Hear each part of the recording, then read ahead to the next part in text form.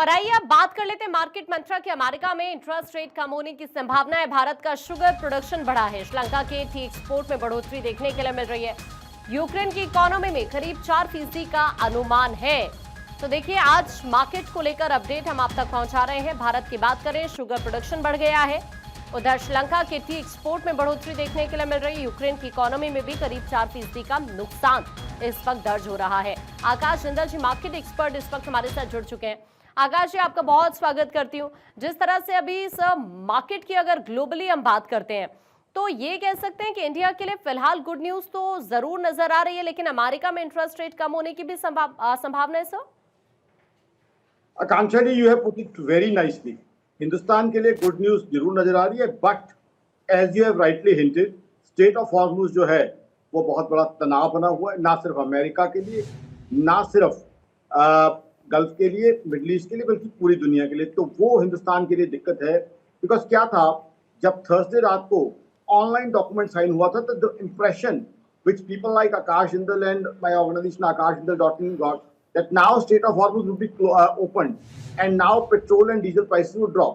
अब हुआ क्या है, स्टेट ऑफ हॉर्मुज पहले फ्राइडे शाम को खबर आती है कि स्टेट ऑफ हॉर्मुज बंद रहेगा, बंद कर दिया है। अब फिर आती है बंद है या खुला है, वो क्लैरिटी नहीं है।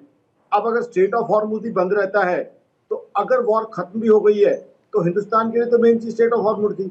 हमारे लिए तो मेन था कि हमारे लिए क्रूड की सप्लाई, गैस की सप्लाई इरेगुलर ना हो, सफिशिएंट सप्लाई हो। ठीक है, ऑयल प्राइसेस ड्रॉप की हैं, बट इरेगुलर सप्लाई हमारे लिए बहुत दिक्कत की बात है, क्योंकि हम दिया तो फास्ट ग्रोइंग इकोनॉमी।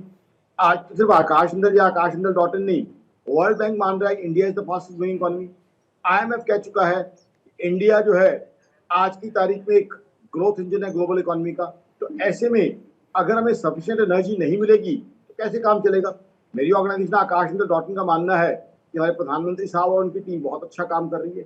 ये लोग ऑयल पाइपलाइन की कोशिश कर रहे हैं, ये लोग फर्दर प्रयास कर रहे हैं ऑयल स्टोरेज बढ़ाई जाए। लेकिन जो हमारे प्रधानमंत्री साहब और उनकी टीम काम कर रही है, इसमें थोड़ा वक्त लगेगा। ये लोग पाइपलाइन का बहुत अच्छा काम कर रहे हैं, लेकिन that will take some time.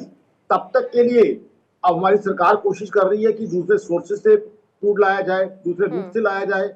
लेकिन हमारी सरकार के पूरे प्रयासों के बावजूद जो स्टेट ऑफ हॉर्मुज से जितना कम टाइम कंज्यूम होता था, उतना कम टाइम तो कंज्यूम होता नहीं है।